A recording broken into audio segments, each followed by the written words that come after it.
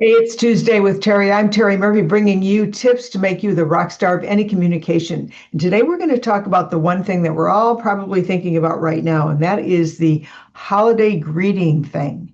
And so very often we default to doing the kinds of things that are not personal or authentic.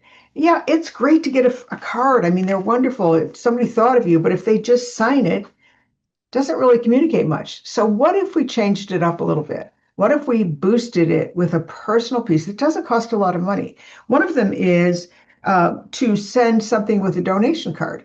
If you're not sending gifts, I mean, if everybody gets a whole can of nuts, that's just great, but they're not going to remember that.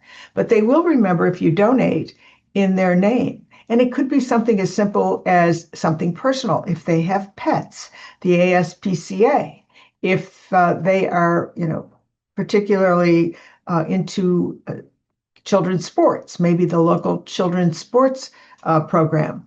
My favorite are vets, women's shelters, food donations to the food banks. Here's the thing: people want to be thought of as people and not as their wallet or their role. And when you do something that's outside of the standard, which is, of course, everybody likes to be remembered, and we do that, but why do we do it? We do it so that they remember us to usually do more business. And that just isn't as transparent as I think it could be when you add a personal touch to it. And you can do that by having it pre-printed in a card.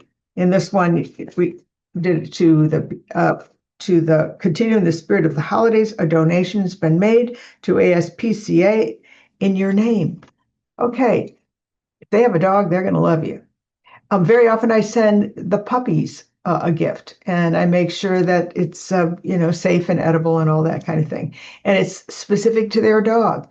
One of the greatest things that I've learned from one of our coaches is he has a Christmas in July. So he does this whole thing with flamingos, and everybody knows what it is, but they know that they're remembered. It's an event. Now, if you can't do an event, and when you do an event, make it personal. If it's a pie giveaway, have it at your office, have it at a destination. Make it a little bit more fun than just picking up a pie. Nobody wants to drive all the way across town, especially you live in like a big metro city like LA, for a pie. They probably don't even eat pie in LA. But the idea is fun because it's community driven.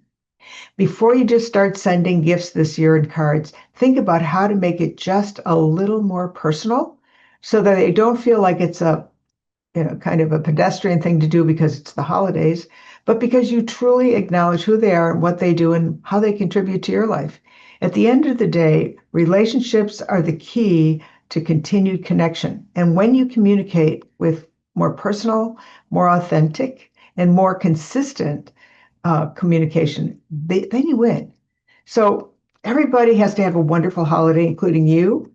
But before you invest some money in some cards that they're going to throw away, put in a note, make a donation, invite them to an event, uh, ask them to save a date for one later in the year, because it does get busy at the holidays. But at the end, make it so that you know that they are seen, valued, and heard, and that you appreciate what they do for you and others. I'm Terri Murphy. Join me every Tuesday for a tip that makes communication more authentic, more connective, highly engaging, and makes it so that they know what you're trying to communicate. Words are dopey. Trust me, we don't get it.